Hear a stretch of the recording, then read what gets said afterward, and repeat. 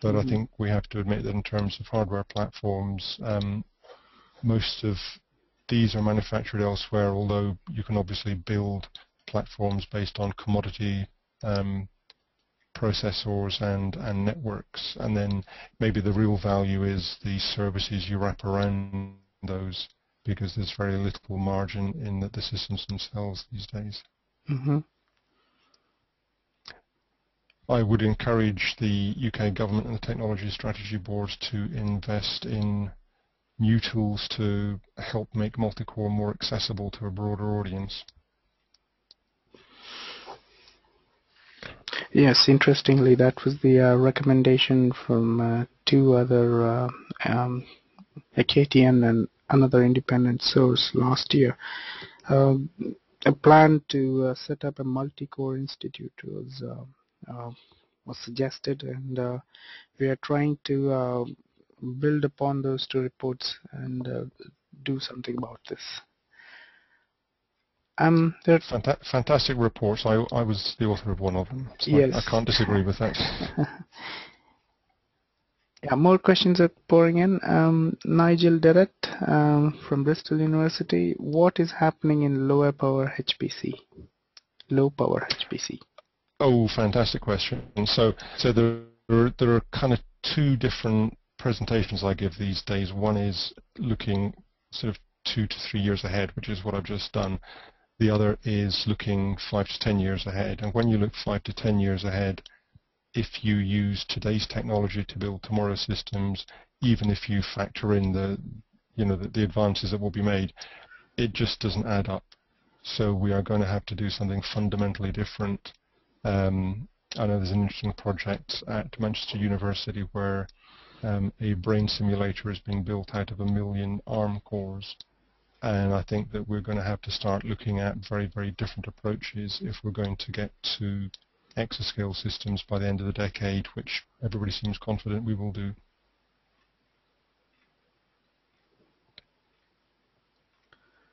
Does that answer your question, Nigel? Shall I move on to the other one?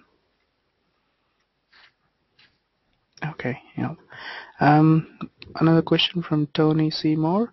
You mentioned that the Chinese now have the largest HPC. Is this a concern for our national security? Well, I guess now that you can build HPC systems out of commodity parts, the only thing limiting the size of the system you can build is your budget. Now, the Chinese have actually done a very good job in bootstrapping their own HPC industry. The system, which I think is going to be announced #1 in a week or two, was actually the most powerful computer 6 months ago, but they hadn't optimized the Linpack benchmark sufficiently to actually claim that top spot. And that is not just the only Chinese system sort of in the top. There's a bunch of them in the sort of the top 20 or so. So yeah, the Chinese have a strong HPC industry. Whether it's a problem for national security is really a political question rather than a technical one.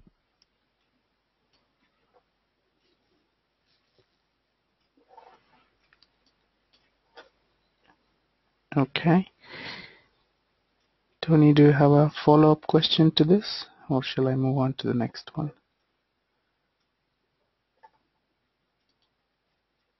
Unmuted. No, I agree it's a political question, but it's just interesting to see if they've got all that power, what they're going to be using it for. Well, hopefully they'll be designing better products to deliver around the world. Unmuted. Hopefully, yeah.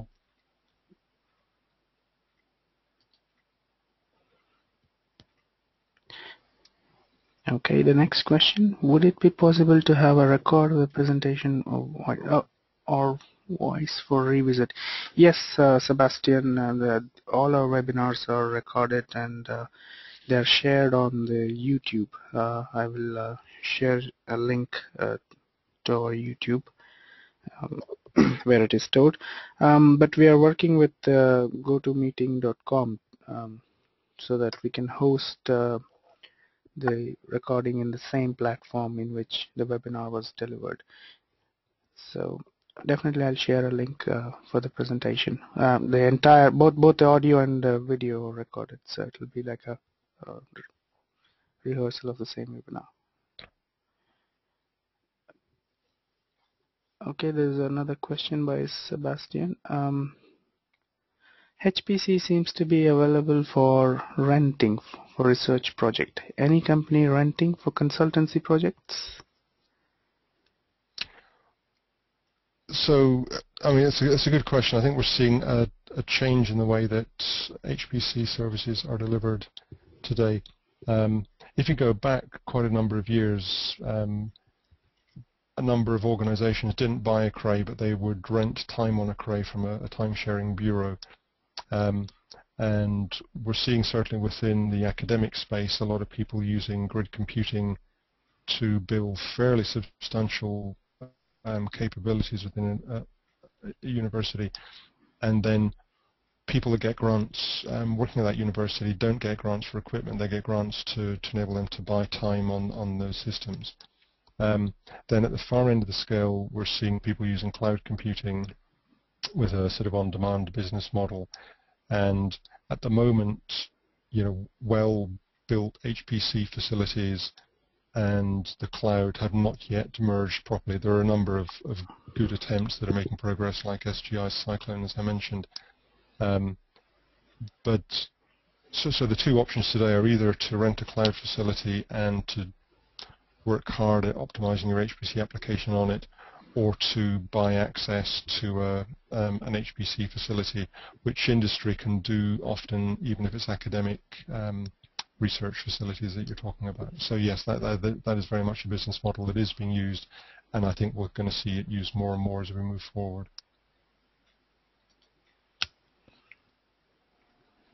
Sebastian, I have unmuted you. If you have any follow-up questions, you can ask.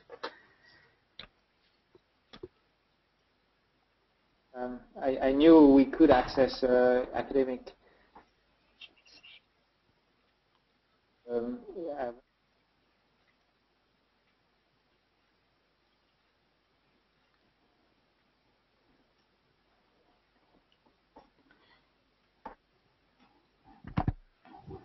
Hello, Sebastian, we lost you. Yes, sorry. Yeah. Did you hear me, or can you hear me? I think we lost you mid-sentence. Whether we buy our own HPC or whether we rent it out, and the technology is going so fast that that you wonder whether if you buy your own, you're going to be obsolete within 2 years. And then so it's quite a big business case to make. It's very hard to make, I guess.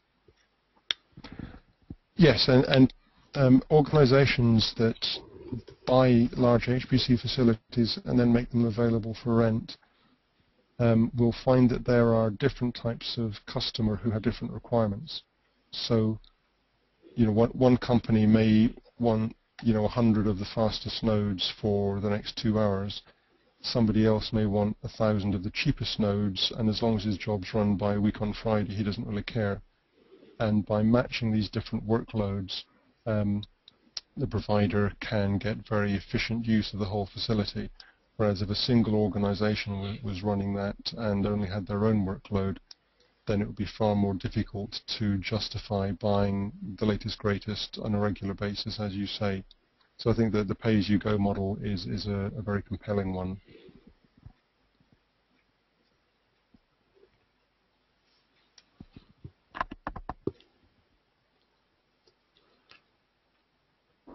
Okay, so if Sebastian doesn't have a follow-up question, shall I move on?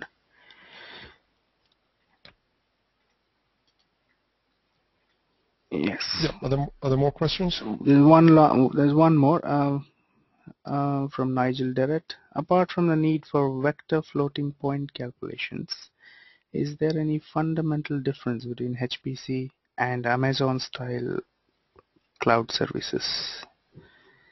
Okay, so that's another very good question.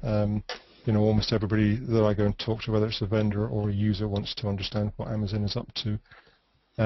So Amazon launched an HPC component to its cloud facility a few months ago, which is really a realization that the generic virtualized environment, which is great for general throughput, isn't well tuned to most HPC requirements, for which high performance compute is one component, but high performance communication is another.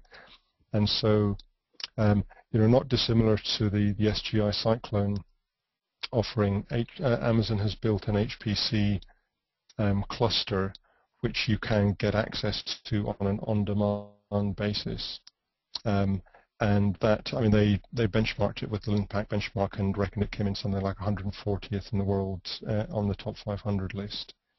So that, I think, is a phenomenal step forward from the HPC application performance that you would generally find on Amazon's cloud. However, if you look at the system that really is 140th on the list, you will find that it's actually considerably smaller than the system that Amazon used. So maybe, I don't know the detail of the networking that Amazon used, but maybe that was 1 gig Ethernet as opposed to 10 gig or InfiniBand.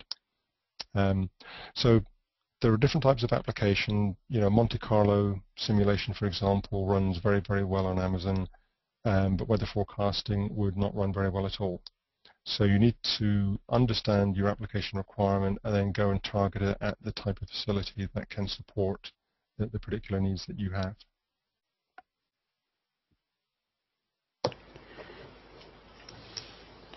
Okay, I think we have overshot the time by around 12 minutes. So, any one single last question? Last question, anyone?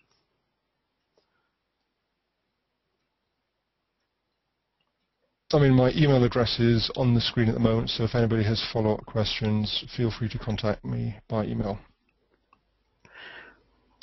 All right, so we'll close the webinar now.